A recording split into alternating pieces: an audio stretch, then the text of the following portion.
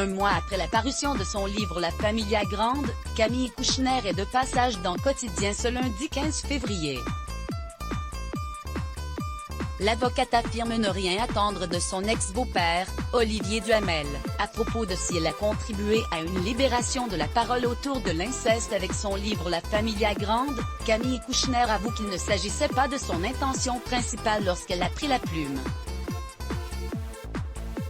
Ce livre, j'aurais pu l'écrire s'il y avait eu un procès, déclare-t-elle dans Quotidien ce lundi 15 février. J'ai écrit ce livre pour raconter mon chemin, pas pour dénoncer quelqu'un. Un chemin de transformation qui lui a été bénéfique. Dans le cadre de l'enquête pour viol et agression sexuelle le visant, Olivier Duhamel sera suspended, bientôt entendu par les autorités. La juriste de 45 ans avoue ne rien vouloir de son ex-beau-père. Le jour où il s'en est pris à mon frère, j'ai arrêté d'attendre quelque chose de lui. Je ne crois pas que j'attende quoi que ce soit de lui. Avant de souligner, ce sont des moments qui sont violents. Je suis ravie de cette libération de la parole, mais je sais que pour beaucoup de gens c'est difficile. C'est un chemin qui est très long. Et qu'elle ne cache pas de continuer.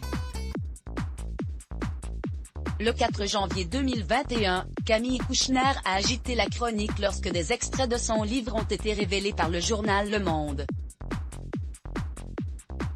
Dans cet ouvrage, la fille de Bernard Kouchner accusait son ex-beau-père, Olivier Duhamel, d'avoir violé son frère jumeau, qu'elle rebaptise Victor, durant son adolescence. Le parquet de Paris n'a pas attendu la parution du bouquin en librairie, le 7 janvier 2021 aux éditions du Seuil, pour intervenir et a ouvert une enquête à l'encontre du principal concerné.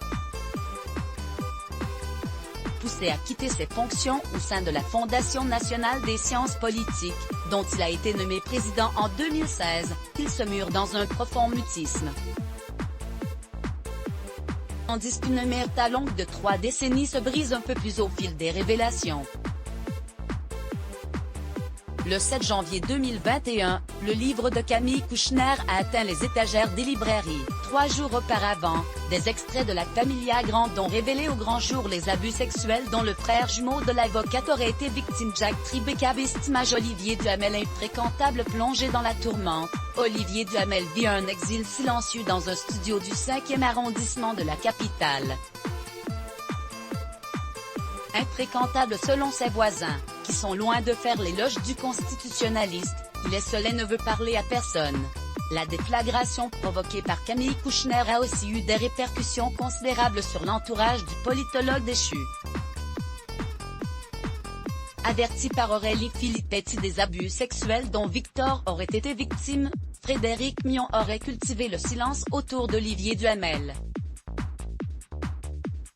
Résultat, après avoir enchaîné les nuits blanches et alors que les langues se délient, il a démissionné de ses fonctions à la tête de l'Institut d'études politiques, IEP, de Paris. Du côté de la justice, l'enquête poursuit son cours. Victor et Camille Kouchner, les 2 enfants adoptifs du principal concerné et d'Evelyne Pizier, morte le 9 février 2017, Simon et Aurore, ont récemment été auditionnés par les autorités. Crédit photo, capture TMC Let's Block ADS. Why?